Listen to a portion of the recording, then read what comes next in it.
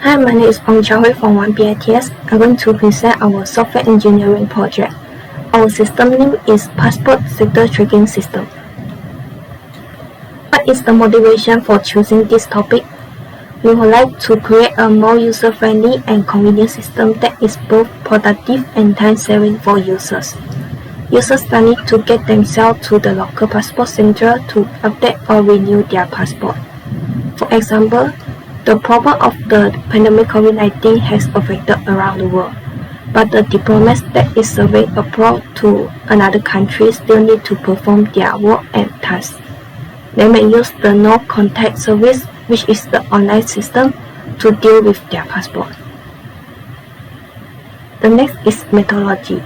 The methodology that used in our system is waterfall model. Waterfall model is the most traditional software development method.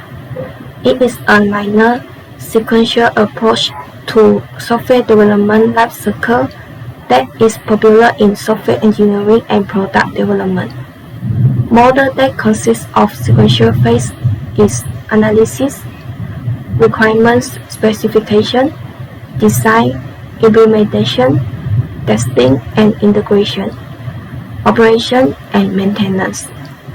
Each phase must be 100% complete before the next phase can start, and usually no process for going back to modify the project or the direction. That's all for me. Thank you. Good morning. I am Teoh. I'm going to present about testing technique. The testing technique that we use in our project is equivalent partitioning technique. It is a software testing technique in which input data is divided into partitions of valid and invalid values. It is mandatory that all partitions must exhibit the same behavior. If a condition of one partition is true, then condition of another equal partition must also be true. If a condition of one partition is false, then the condition of another equal partition must also be false. Besides, the value chosen for equivalent partitioning should not be a boundary value. The advantages of this approach is to reduce the time of testing due to a smaller number of test cases from infinite to finite. Next, let's see the example of equivalent partitioning. The username is one of component in our project. This username only allows input alphabet and numeric character. Other than that, it will show invalid. For valid equivalent class, we have alphabetic character at first position, and length of input is in between 4 and 40. On the other hand, for invalid equivalent class, we have non-alphabetic character at first position, and the length of input is less than 4 or more than 40. Now, let's see the example of valid and invalid input. A1, 2, 3, 4, 5 and A, B, C, D, E, F, G are valid inputs because these two inputs meet the valid equivalent class, which are alphabetic character at first position, and the length of input is in between 4 and 40. Now let's see 54321A and A1. Both are invalid inputs because 54321A has non-alphabetic character at first position, whereas the length of A1 is less than 4. That's all from me. Thank you. Good morning, Doctor. My name is Wei Ming, and now I'm going to talk about the configuration management of our project. First, the job for the section of the project will be discussed and distributed among the teammates through the WhatsApp group. For example, the job lists for the SRS are the purpose, the business requirement, and so on. We will list out all the job lists for the SRS one by one, and then ask for teammates which one are they interested in doing. And then after we are done with the job distribution, each of the member can work on their own, work on their job scope. And after they are done with their personal job scope, the members can check on others' part for errors.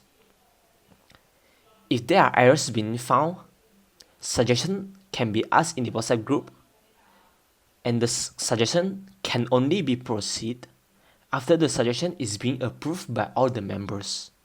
To track the changes for each segment of the project, table for each part of the project such as SRS, work breakdown structure, DFD is created at the Google Docs.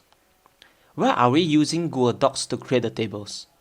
This is because that we can use the table to track the members' update and changes on the project, and as Google Docs is an online up-to-date website, we can use it to provide us with the up-to-date information. To know whether which part are the project proceeded to. As example, we are using the SRS table to track the changes or updates being made by each members on the project itself. For the table, we got 3 columns, which are date time, name, and the update or change description. For example, for the first line, on 19th of April, 8:50 a.m., Ong Qiao Hui done with the login page of the 3.1 business requirement. These are the members' update on their own personal job. As for the changes, we can look at this line on 20th of April. Ong Qiao Hui made changes on the 1.4 user characteristic as she removed the company staff and add company manager and company workers for the user characteristic. This table will be proceeded to be using until we are satisfied with the final SRS or until the version is completed compiling. Now let's talk about the version identification.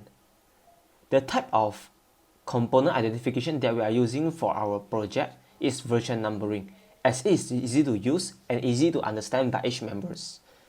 The project or section of the project will be given a version if it's done checking or is agreed for handed in by all the members.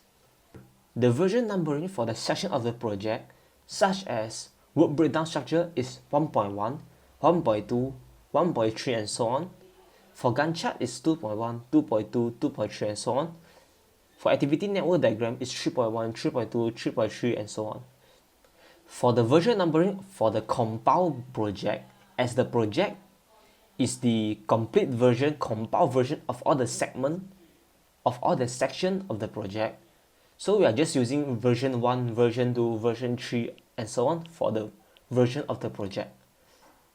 The past version of the project is kept for the reference purposes and also as a backup plan. That's all from me. Thank you very much.